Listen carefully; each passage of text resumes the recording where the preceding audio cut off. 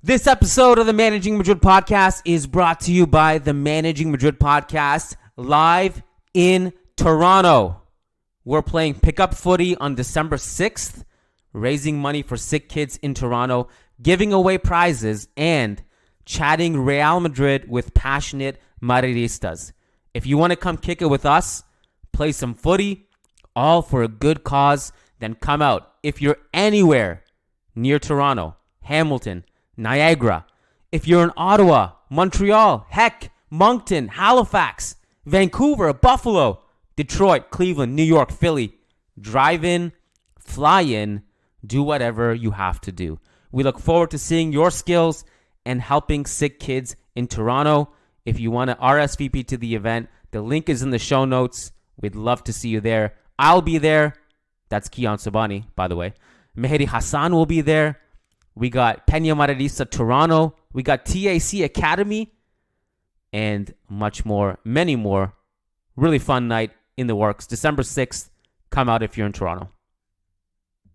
Nice article in the Managing Madrid blog. Wonderful lads that do a great job there. And worth reading about that man there. Karim Benzema needs to rest, and the numbers reveal why. Times ended up almost looking like a 6-3-1. Some very good writing about that on the Managing Madrid website. Great podcast as well. Of course, Fede Valverde was a huge part of the equation.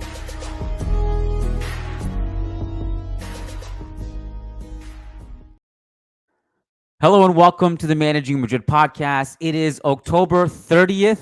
I'm your host, Kiyan Sobhani, joined by my co-host today, Leah Revelle, all the way from Argentina. How you doing? I'm doing well. Actually, I'm not doing well, Kiyan. I'm not doing well. But that's a topic for a different day, isn't it? Is it related? I mean, I know why, but is it related to Vinicius not winning the Ballon d'Or? It is. It is, in fact. It's also related to Jude Bellingham not winning the Ballon d'Or. It's also related to Danny Carvajal not winning the Ballon d'Or. Heck, it's also related to, with the criteria, Fabian Ruiz not winning the Ballon d'Or, Lautaro Martinez not winning the Ballon d'Or. Must I go on? I am not surprised at all that you feel this way. This was, I mean, we went actually the purpose of today's podcast is something completely different, but I feel your frustration. If you want more analysis on this, both Leah and I kind of on our own time have pretty much discussed the Ballon d'Or thing to death. I think Leah was on fire the day of the Ballon d'Or on her Twitter, just banger after banger annoying. after banger after banger. I lost track of every time I looked up. Leah Revelle, 5 minutes ago, 3,000 likes. I was so annoying. I really was annoying. I was very passionate. I'm still very I'm very upset about it. And there's so many sub criteria, sub reasons to be upset. There's the whole Ballon d'Or winner, not winner, whatever. But then there's all these people are like, oh, you guys are making a big deal about 24 GA. Okay. And he missed a quarter of the season and still has more GA than your starting striker. What's your point? You know what I mean? We be here forever. Literally, we'll be here forever. We're going to be here forever. But the whole thing about stats, to use that as his disqualifier, was crazy to me to begin with, because he's had so many clutch moments. You want to talk about stats? How about a goal in the Champions League in the final? How about basically scoring in every single knockout game he's played in the Champions League, and has done more than anyone in the past 3 years in Europe, but also continue to do it this year. I remember one guy, I did a Twitter Spaces a month ago or so, maybe more, and an Arsenal fan hopped on and was like, I think Saka is better than Vinny. And he's like, Saka is a better goal scorer than Vinny. And I was like, I'm not sure what you mean, because Vinny scored way more than Saka. And he was like, no, but in the league, he didn't. And I was like, Vinny literally missed 2 months of football. I don't know what your end game is here. Anyways, we've discussed that to death. Today, we're going to play a little game. Yes. One of Real Madrid's weakest positions right now is the right back position. We have 1, And he started his career as a right winger, and he stayed at the club. He loves the club. We've kind of repositioned him as a right back as his career has evolved, because there's only going to be so many minutes for him at the right wing with the amount of attacking midfielders we had and wingers we have over the years. And he's become a serviceable right back. But now he's our only right back. And I don't know how realistic it is that Real Madrid are going to sign anyone this year, unfortunately. But Leah and I are compiling a list of right backs that Real Madrid could sign, and I'll make it kind of like I'll kind of give you guys an introduction on how we set this up. I told Leah to prepare the top 5 right backs that Real Madrid can sign, and I was going to do the same for myself. And I went through it, and I had a difficult time because I realized I wrote down, like, I don't know, I think I stopped writing names down at like 20. And I realized like most of these names are just not even real candidates, because it's either you're so good that you're really expensive and maybe you're not even that good to splash that kind of money on, or maybe you are a really good fit, but you're more of like a short-term rental or of a squad player. So it's like you either have to choose someone who's a superstar or get someone just as a body in the squad. And I pretty much eliminated like anyone who has like a long-term contract, like any of the Chelsea guys, like Reece James, Malo Gusto, who have like contracts until 2086. So I think we'll go through your list. We'll work backwards. And I just wanted to ask you also, how did you set it up? Were these like realistic signings, or were they just kind of dream signings, or a bit of both? A bit of both. There's like financially sensible options. There's options that will benefit us both financially from a nation perspective, because we've lost 95% of our Spanish players. So obviously, like, all of the Brazilians have now converted to Spanish, and it's fine. It doesn't take up an international place, but for that Spanish representation, I have a few of those. And then like the most ideal, the most dream signing, which I don't think is too far-fetched for a club like Real Madrid. So Do you have a clear number one? Because I did. I think so, but like I feel like I have a couple number ones for a couple different reasons. Do you know what I mean? Like a couple number ones dependent. I think there's like an obvious number one that everyone wants, but I think there's another one that I think could be more realistic for us that would also be probably very good, but it would depend on like things. It would depend on certain things. It would depend on manager, it would depend on system, would depend on a lot. So, yeah. Okay. I'm trying to put things together in my mind to see what you might be alluding to, but let's just dive into it. All right. Cool. Top 5, working backwards, realistic / good signings at the right back position for Real Madrid. Let's start with your number 5, Leah. Okay, my number 5. Do you know what? I have 6, or like I have 2 at 5. So Okay. my number 5, and honestly, one of mine that I'll put there is like maybe a dream signing in a perfect world, because he's made of glass and also has a contract until 2087. And that would be Reece James. So I don't think that would be realistic. That would probably, if he was fully fit all the time and he didn't have a contract until 2085, he would be my number 1. I think that he suits the system the most. I think he's the most balanced offensively and defensively. I think he's like really strong offensively, but also is a little bit more defensive than some of the others.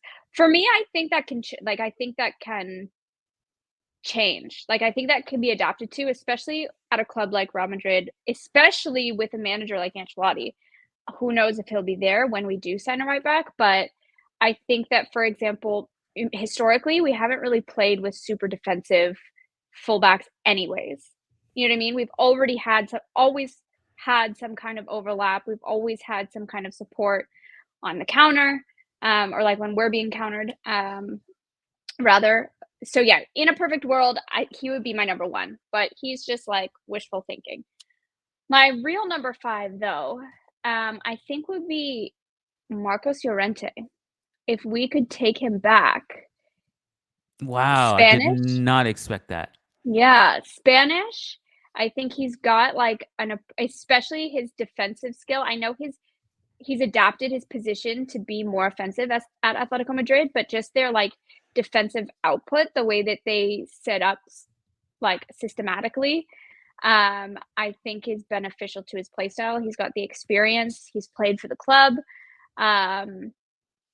He might be a little too offensive now to adapt to like a pure right back role, but again, I think it could be adapted with. And like I said, Spanish, probably not insanely expensive. And I think it could be a possibility that would work. There's a few that fall into that category, like Kiyan Couto as well. Like, I know he got cooked by Vinny, but like he's not a bad option. Like with the thing is like generally speaking, the assumption is with these players when they come to a club like Real Madrid, when they train with some of the best in the world, like when they train under Pintus, under Ancelotti, whoever it is, Zidane, Xabi Alonso in the future, who knows? The idea is that they'll improve in those roles. So with that notion, I think there's like several that can fall into, could be a viable option and relatively cheap and could develop over time for us. So Yeah. yeah. So I have some thoughts on those 3 that you mentioned. One is Okay. that on the first one is Reece James. I like the idea of Reece James more than like what he is in practice. You know what I mean? Yeah. Like a couple years ago, I think I really love the guy. I still Mhm. do. I really like him. Like I think if he's healthy and on his day, he is so good defensively and offensively, Yeah. and is just such a tank. And he's really good on both ends of the field. Mhm. But the 2 things that made me not even consider him for this exercise. Maybe I considered him. That's harsh, but like just realistically, like made no real sense to me was that his injuries scare me and his contract scares me. Yeah. Um, so that was that. And with Mhm. Marcos Llorente, that just completely caught me off guard. I did not expect you to say his name. I mean, I feel like he's kind of just burned the bridge. I don't know if that bridge Mhm. is repairable. Mhm. And I had Yan Couto on my list. I Mhm. didn't know if he would have been top 5 or not, but I think he's someone you can consider for a couple reasons. His contract with City runs until 2025, and then when he goes back from his loan spell, um, will City want to play with a wing back like that? Um, Mhm. will they prioritize like Rico Lewis instead? Yeah. And I heard your point about he got cooked by Vinny, but who hasn't? Like Right. if that's the parameter, like we might as well cross off everyone. But I kind of I don't mind the idea. I think it would. I think he's someone that can be considered. I think there's like Yeah. 2 categories of right backs, Leah. One is like the guy who like clearly is like starting caliber Real Madrid player Mhm. and takes you to another level, or the other category, which is like a good body to have in the squad. And I think Yan Couto falls in that category. Yeah. I It agree. wouldn't I hurt to have a Yan Couto in the squad right now at all. This is what I mean. Like, I think that he has the attributes that could benefit us as a right back. Like, I don't think he's necessarily a bad right back.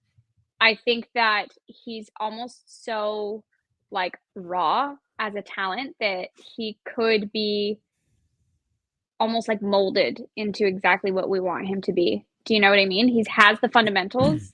And I think even just training with like the rest of the defensive line or the rest of the midfield, like I think could easily pick up and grow and develop over time to be like what we would want him to be.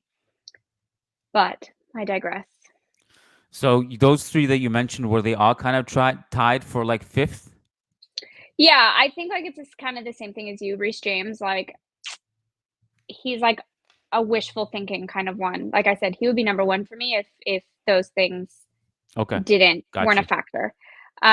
There's like a few others that I could think of that would be in that category of like we need a right back, and this is like the bin of right backs that aren't like top. You know what I mean? Like I feel like I don't know, even Di Lorenzo maybe would fall in there too. Just like a body familiar with the position and able to jump in and like make an impact in that position. The reality is anything, love Lucas Vasquez to death, but anything is better at this point. Even on loan, like Yeah. anyone with experience in that role as a defender is probably better. So This is my gripe with the club not signing anyone, is that because when I talked to my sources, the explanation was that one, if you want if it's someone that's really good, it'll be impossible to negotiate for them. Like, yeah, and the name that they mentioned was Achraf Hakimi, and it was, I don't know if that was like why they use that name, but it was an example of like, you're not getting him from PSG, and he's going to be yeah. expensive if you do. Um, and there's really no one on the market that we like, so why would we force it? Mhm. And I'm just like, okay, then don't get someone expensive. Like, just get someone in the squad who can just be a body. Like, you have nobody. Like, I don't know if, like, are you guys cluing in? Are you guys cluing in Mhm. that there's literally nobody? It's you. Like, how are we going to? Like, I was talking to Diego, my friend who works for Barca TV, and he was like, you guys will bounce back and all this, and I'm like, we might improve, but I'm honestly terrified of our back line. Like, we have nobody there. We have two center Yeah. backs who have to play every second, a right Mhm. back who has to play every second. And like, how are you going to sustain something like that? It's not sustainable. Like, it's really At not. all. So you just need somebody. And like, some people, I think I mentioned Sergio Ramos as like, what harm would that do? Like, Yeah. if you don't want someone long term, like, find a Joselu for your defense, like Yeah. someone 1 year loan spell, somebody. Like, I think you need a body. Well, this is the thing. This is what I keep saying. It's like we're one parte médico away from like total destruction because Rudiger gets injured, Militao gets injured again. Then what? Then we have too many. Great, but then again, this is like the same point that we always talk about our players being almost too versatile for their own good. Is now we lose that Yes. pivot in midfield, and then what? Then Camavinga goes there, and then we lose like that creative outlet in midfield. Right back, left back, like we have Fran Garcia right now. Mendy, at the moment, Mendy can go where the sun doesn't shine, but that's another conversation for another day. but We are but so close to like getting Jude at right back. Like, I feel like that's like one injury yeah, away. We're gonna see that. no, that's the thing. Like, what defender? The only, literally, no exaggeration, the only defender that we have in our first team as a backup is Vallejo. That's it. That's it. And then you look to Castillo. One has an ACL or one's injured. Yeah. You know what I mean? Like, what's the logic here? Even Ramos. Let's say Ramos comes. Okay, throw him in. Maybe he doesn't start. Cool, but he's there. Let's say he does start. Put Militao right back. He was right back. You know what I mean? He was a right back in Portugal. He can be a right back for half of a season. At least he's a Right. defender. At least he's Well, fast. Like, that's the thing. Like, but that it's a joke that's actually one of the options that is like yeah, presented to us, is like Militao right back. I'm like, what are you talking about? Militao has to play center back because we don't have any center backs. I was like, literally. oh, okay, you want to put Tchouaméni center back, Militao right back. Fine. How many games are you going to do that before Militao literally just can't like walk anymore because he's playing so Uh-huh. much? Yeah. Yeah, None of no. these options are actually sustainable. It's No, it makes madness. no sense. It makes 0% sense. All But right, let's get back to the list. okay, so number 4. Are you on to number 4? Number 4. Okay. So this one, here's my opinion. This could be number 4. This could also be number 1. As like a financial option, an experienced player at a top level, someone that's improved significantly over the last several years. Spanish, probably relatively, like I said, inexpensive. Could be number 4, but like could probably be like one of, if not the best overall option considering all denominators. And that is Pedro Porro. I think that he's improved significantly at Tottenham, like significantly, like contributing to the attack, assisting goals, scoring goals. He was good at Sporting. He's even better at Tottenham. And over the course of the last couple of years that he's been there, he's just improved more. He's got more playing time, more match fitness, more match experience. He's Spanish, so that checks off the nationality thing. He's probably not like, I'd be curious. Let me look it up actually to see what his like market value is at the moment, because I can't imagine he's insane. 45 mil. Yeah. Do you think negotiating with Daniel Levy for him is going to be a pain in the ass though? And his contract runs until 2028. But I agree. I really like him. He's a really good player. I think that depending on what his buyout would be, I know Daniel Levy's like kind of annoying, for lack of a better word, to negotiate with.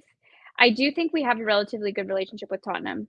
Yes. Based on the past. So if we could offer either some sort of like loan deal, even if it's a loan, honestly, even if it's a loan, like you could send out why would Tottenham loan him out? I think they would either want to get some money. That's a good point. Yeah, what they would either want. I mean, what did you say was 40 mil, 45 mil? His market value? Yeah. I feel like that'll be the minimum that you'd pay for him. Which I think is worth, like, I don't think this day and age in the transfer market, that's nothing. That's peanuts. Like, it's nothing. And also the market dictates, like, the market is also telling us that there's not this long list of attainable right backs either. Literally. And so I think that, do you know what? Who knows? Maybe they'd even go for like a loan swap situation with, like, I don't know, Hendrick for a season, even Arda for a season, get game minutes. It would be a tough loss for us, especially with Kylian Lukaku's form recently. But I'm a hater. You're just firing shots nonstop. But some sort of deal, I think, like worst case scenario, or best case scenario, like even if Real Madrid went in at 60 mil or like 45, whatever the price tag they put on him, even with a buyout, I think that it's like that's a relatively long-term solution. How old? He's 25. That's a long-term solution, you know? And that's like the kind of career progression and like the skill progression that is good to see too, going from like being good at Sporting, getting a big move to Tottenham, and then just continuously improving every year at Tottenham. The reality of it is, like, for him specifically, like, Tottenham probably won't win anything. No offense. You know, and there's only so much growth he can do, even with the teammates that he has. Like, there's only so much. So I think that, like, I put him at number 4 because there's better right backs right now, I think, on the market. But I also do think that could be and should be probably our number 1 target, just given, like I said, price tag, age, skill, nationality, like all of these things are just, even if like it's, well, no, 2020, it's a long time. Never mind. I was going to say, even like, I'm thinking 2026, but. Yeah, no, this is definitely someone you have to purchase like with no discount. Yeah. But he would be immediately a starter. Immediately. And he's a really good right back. This is what I'm saying. Like all that for him as a player, like there's nothing that's like a yes or yes move for him. Like, I don't think that requires any thought. You know what I mean? You play with better players, you win trophies. You don't really necessarily have to even fight for a position. Like, you're going into that squad, you're starting, you're home pretty much. I don't know where exactly he's from, but he's in his home country, speaking his home language. Like, I think that having Prem experience is also good for him. But like I said, even to go on and then play for the national team continuously, he's young, so he can do all of these things. I think he would only get better. So those are my thoughts, and I think I put him at number 4, like I said, because there's better ones, but I think that's probably our most realistic, financially feasible option. I like it. Let's take a quick break and then we'll get back to our list. All right, quick break to share an important message from our presenting sponsor, Moji Mates. Head on over to moji-mates.com and you'll see all kinds of the coolest football swag shirts you'll see. Like, look at this Cristiano Ronaldo noodle hair. I love these shirts so much. Like, look at this one: BBC, Bale, Cristiano, Benzema. That orange shirt away when we cooked Schalke that year. There are so many cool things here. Moji-mates.com. That's MOJI-mates.com. Use code MM15OFF for 15% off. And that is only for Managing Madrid Podcast listeners. Head on over to moji-mates.com. Use code MM15OFF. That's 15% off for all Managing Madrid Podcast listeners. Moji-mates.com. Use code MM15OFF. All right, back to our list of right backs. Real Madrid can sign, should sign. Probably won't sign. Probably won't sign until 2025 when we figure out which Brazilian right back is up and coming. All right, who's number 3 on your list? Okay, number 3. This could be intertwined with number 2. Okay. And in no particular order, 3 and 2, I would say. Maybe even, okay, let me start with the first one. And that would be Hakimi. Mm-hmm. Maybe I'll put him at number 3, just given the negotiations with PSG and how awful they are, and how expensive contractually, like all those things. But again, kind of similar to Llorente, started his career well. Played a majority of his young career at Real Madrid, went off, got insanely better. And then to come back, I think would be beneficial. He's good. He's fast. He's offensive. He's proven that both at Inter and at PSG and at Dortmund. So yeah, and he's still young. So I think that would be a good option. And then let me go into number 2, just because they kind of are intertwined. And that would be Frimpong. I think that the reality is Xabi Alonso comes after Ancelotti, whether Ancelotti gets sacked, leaves, or 2026 when his contract's up. It's up in 2026, right? Not 2025, 2026. Who? I think so. Xabi? Ancelotti. Oh, No, Ancelotti. 26, I think. Yes, yeah. I think so, yeah. He had that extension.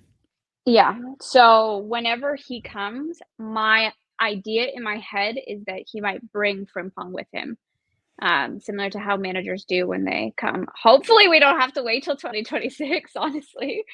But I think that regardless of whether or not we get Xabi Alonso, I think that he's a good option. He's up and coming. He's young. He is a little more offensive. And this is kind of what I prefaced at the beginning when I said, like, it depends a little bit on system. It depends on the manager. I think that he could adapt to a little more of like a fullback role instead of like a wingback role. But having that like wingback or even sometimes right wing experience, being able to just like ping balls in from the outside, something that we don't have with Lucas Vazquez, but something that we did have with Carvajal all the time, I think would be super beneficial perhaps, just hone his defensive skills a little bit more. Make him a little more of a fullback and a little less of a wingback. But other than that, like I said, he's young, he's talented, and he would be a pretty good fit, in my opinion. If you had to choose one, this is probably a stupid question, but if you had to choose one between Frimpong or Xabi Alonso, like who would you choose? No, I don't think it's a stupid question. That's actually hard Okay. because like there's no right backs on the there's no right backs available. You know what I mean? There are other managers available. Like I know Klopp just signed a thing with Red Bulls, but you never know. Like that could be another viable option if we didn't get Xabi Alonso. I think like Xabi Alonso is like Oh, interesting. You think Klopp? So you think Klopp is, that's not his. Like you don't think Klopp will see out that whole thing? He'll like miss coaching, and he'll come back. I think it would depend on the offer. Like if Everton said like, "Hey, we need a manager. Do you want to manage Everton?" He's like, He'd "I'm probably good." say no. Yeah. He'd probably say I'm good. But like if a big side like Real Madrid, or even any other like top side in whatever league, I think he'd be inclined to at least consider it. I don't think he's fully ready to give up. I get the impression that he's not fully ready to give up coaching yet. But I think Xabi Alonso would just kind of be like what's the word? Like the most perfect like you know what I mean? He played for the club. Yeah, He's it feels had like so much history. it's destiny. Like Yeah. it's his next stop. But Frimpong is obviously a very very good shout. Half of the reason I asked that, I mean, to me it would be Xabi, but Hmm.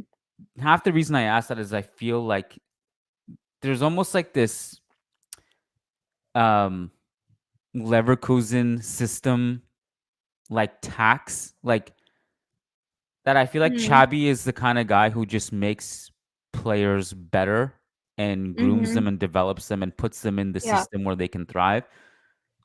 And I feel like he could, like, you know, find another Dumfries or groom another Dumfries, like.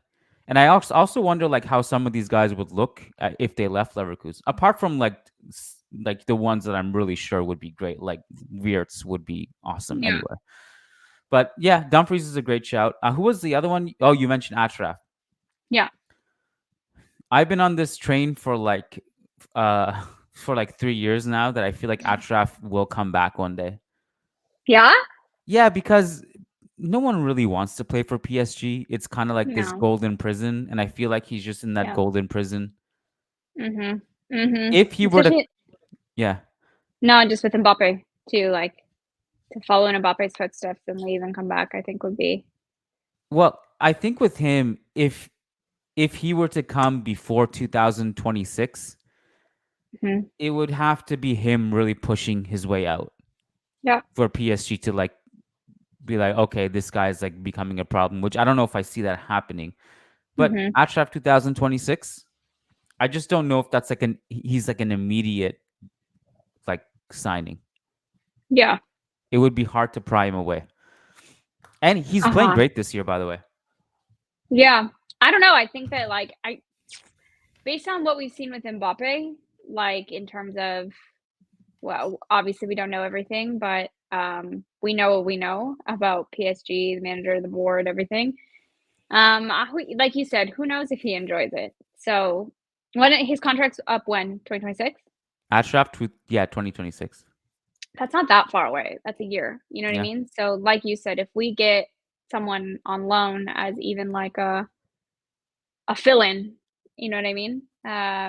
For a year, and then when his contract's up, it'll be a lot easier for him to leave if he knows there's interest. You know, like you said, if you have the choice between being a starting right back at Real Madrid or at PSG, I don't know, especially because like he got his moment at Real Madrid and then left.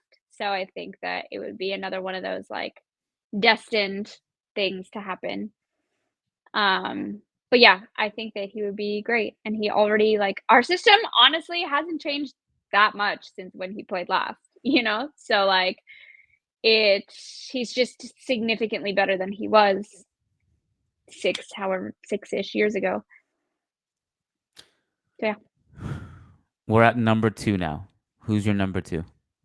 Those were 3 and 2 from Pong Hakimi. Okay. Oh, we're already at number 1. Damn, this Yeah, exercise is going by fast. Okay. I know.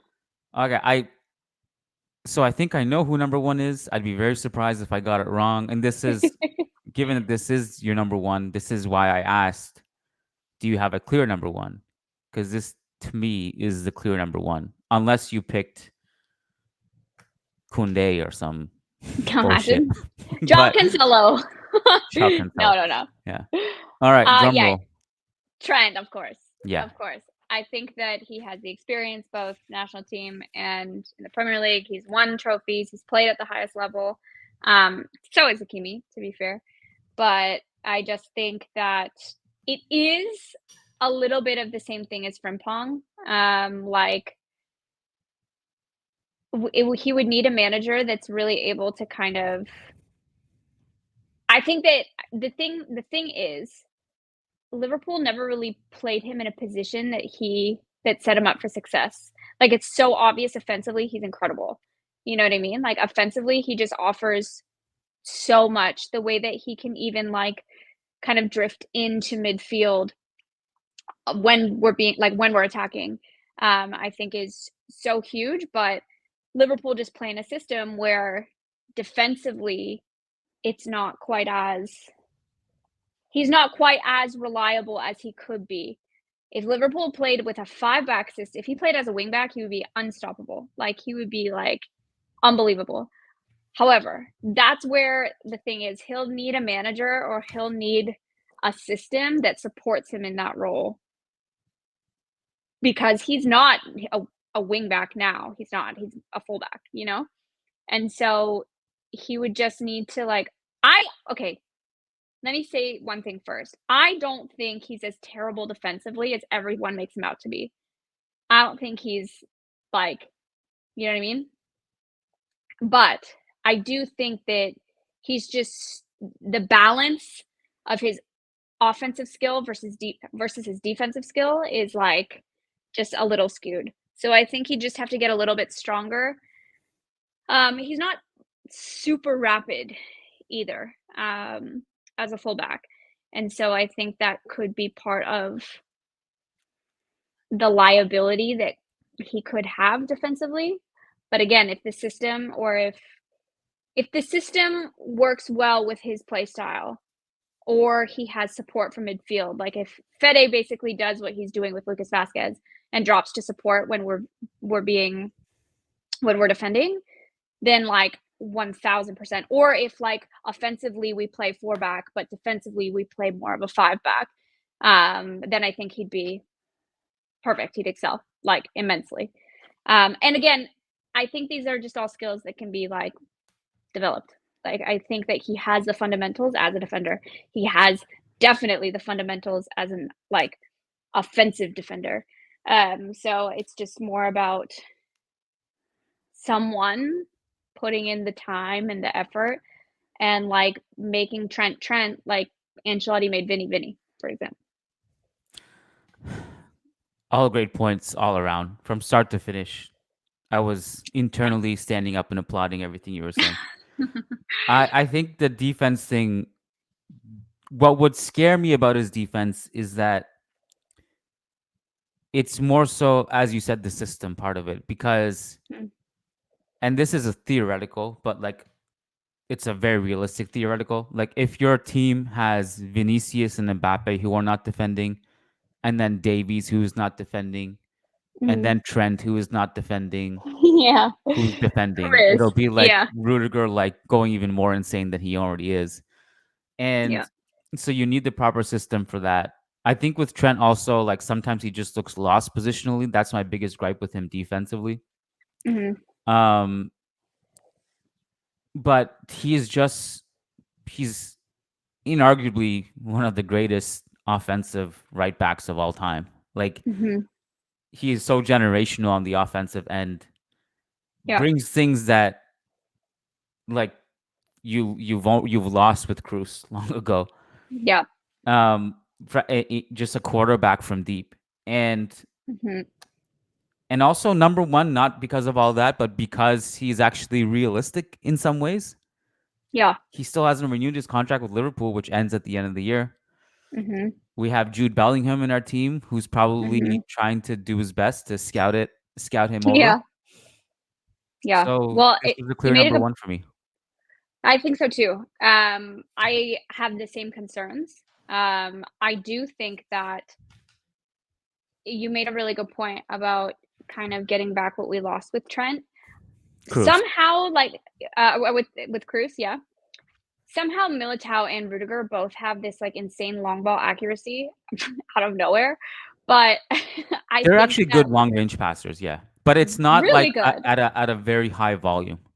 No, but like Trent has the playmaker attribute. He has the passing attribute, you know? And I think that number one, we automatically have a clear set piece taker, like without a doubt. You know what I mean? Because Lucas Vasquez right now is on set pieces. Lucas Vasquez is taking our corners. Okay, like once Modric leaves, who is Vasquez taking our corners? If Vasquez leaves, then who?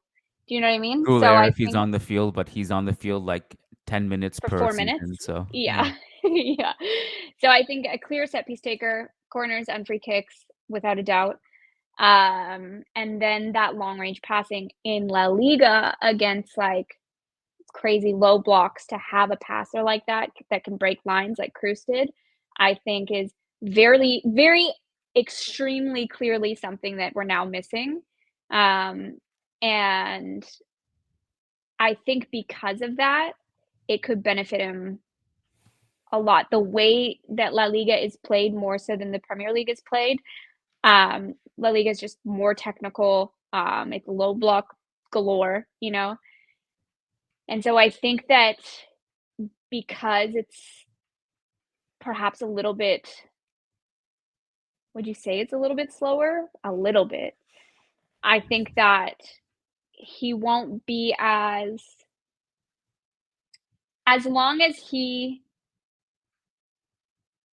picks up the pieces defensively, like I think that it's there. Like the puzzle is made. There's like one or two puzzle pieces missing, you know? And I just don't think that there was that focus on developing that part of him. You know, like you said, he's lost often positionally, and I think that it would be very clear for him under a manager that like to be fair, Klopp is a good man manager, but I just feel like he needs that manager that like sees this in him and like wants to make him the best. And then I being again with like some of the most elite players in the world, I think will just benefit. So yeah, for me, I think that if he can clean himself up around the edges, then it's also a clear number one. yeah, that's I had Trent number one too. I mean, I had Trent circled as number one, and then the rest of them they're just names we can talk about. And Yeah. I think you kind of had the same thing. So I'll give you, before we wrap it up here, I'll give you some names that I had. Okay. I had a lot of names, but I'll try to make it very clear and concise and only list the ones that I actually thought were solid. Okay. I'm actually curious to know your thoughts on this one, given your Argentinian. I don't know, what do you call? I was gonna say roots, but it's not roots. What is it? What would you say? Argentinian. There's a Argentinian word. husband. Let's just say that. Okay. There's a word there, but I don't know what it is. Yeah, there's a word. Juan Foyth.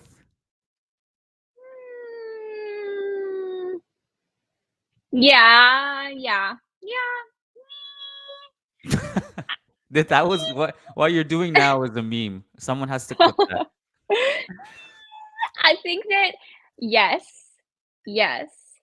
but also no. I think he's a little bit too slow. I think we've seen a little bit of this. He's where now? Villarreal? He's back there. Yeah, I mean, he's been injured for like a couple months. Yeah. So he hasn't been He's injured playing. often. Yeah. And at Tottenham, I think it was kind of the same thing. Like he never, correct me if I'm wrong, I don't know, but I don't think he was a clear and concise starter for them as well. To be clear, all the names that I'm going to mention, including Juan Foyth, are like basically in the basket of squad players, like extra bodies, and not like, not like obviously a TAA. His contract ends 2026. He plays in Spain. I don't know.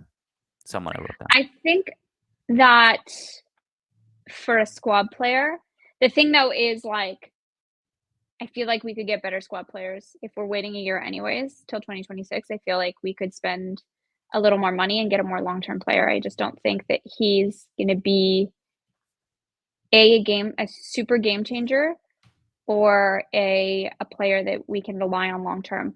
Let me ask, what do you think about Juan Foyth as a right back for Real Madrid? He said too defensive. And he said, I don't see him playing that much, to be fair. But you got to tell him, like, we're talking about squad players here, not starters. We're talking about squad players, not starters. So to have him on the bench in case our starting right back is injured or is rested. But too defensive? He said too defensive. All right. Case closed. Leah's husband says no to Juan Foyth. So that means no. Okay, this one is, well, if you turn down Juan Foyth, I feel like you'll turn this one down too, and maybe all of them.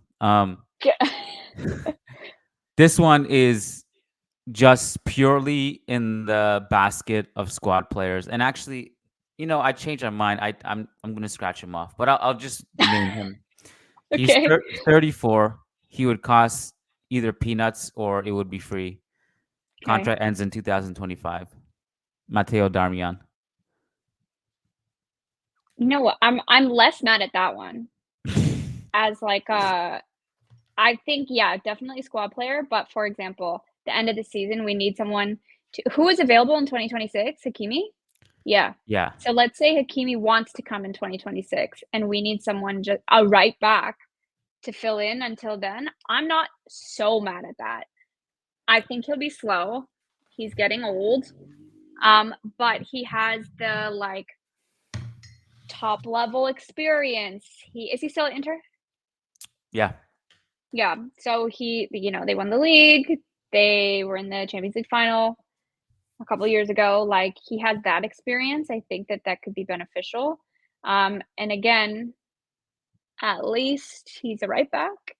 You know what I mean? Like at least he's better than I think Vasquez would be for the entire I don't know if you can hear that, but the dog is screaming. No, I can't hear. But this one, I mean, he would be, if you could get like a 1 year, like yeah, you don't want to commit anything more to than that for someone his age. No.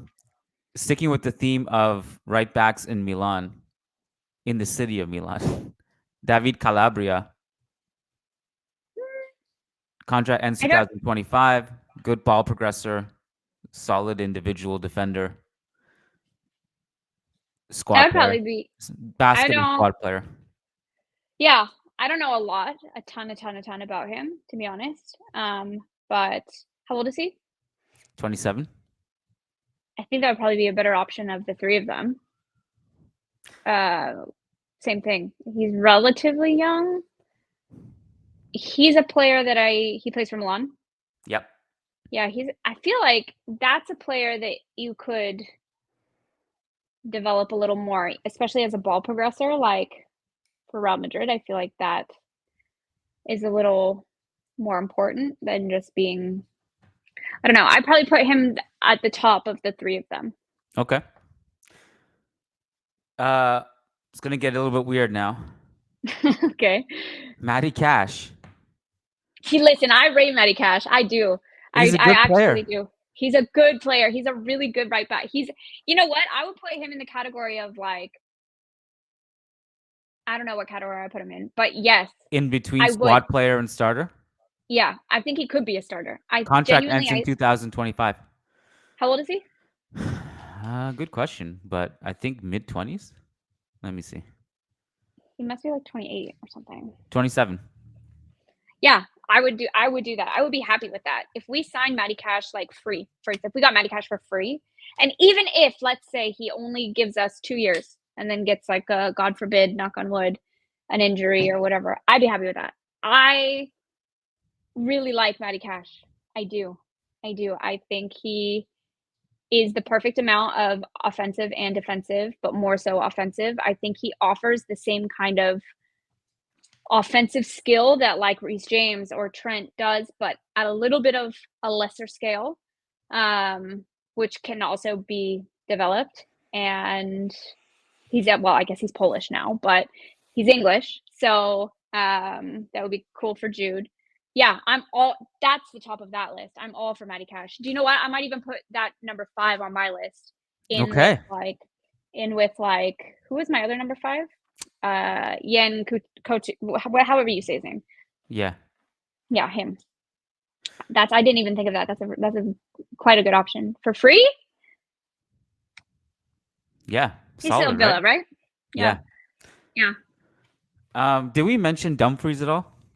No, but I'm here for that also. His contract also runs out in 2025. Yeah, I'm not mad at that either. I have 2 more that I'll throw at you. Okay.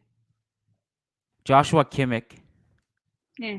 Put him in the basket of right backs that got their careers ended by Vinicius. But experienced squad player, contract ends 2025. I mean, definitely an experienced squad player. Yeah, it's not that exciting, but it's like, these are just like kind of. He's still 29 only. He's not that old. I mean, and I guess I lean towards putting him on the list because it feels like everyone we signed from Bayern just fits like a glove. You're not wrong. It's like, would you kind of put him comparable to Alaba, like a little bit older, not at his peak anymore, but experience? Yeah, I would. And you know what? Alaba came to Real Madrid, and I loved everything that Alaba did.